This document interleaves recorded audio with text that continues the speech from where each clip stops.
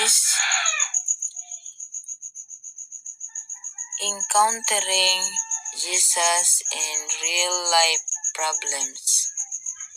Encountering Jesus in real-life problems.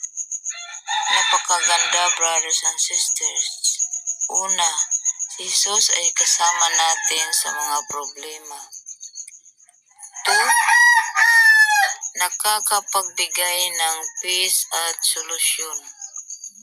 3, nakakapagpabuti ng perspective.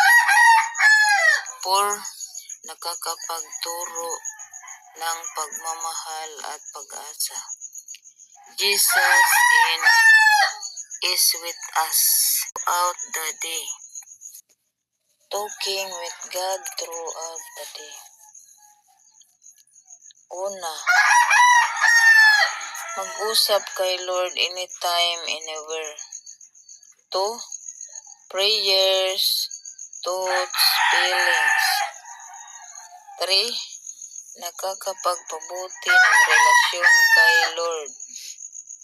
4, nakakapagbigay ng peace at guidance.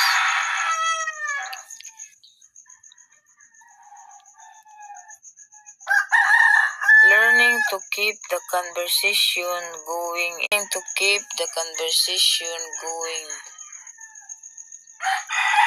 Gaya ng usapan natin.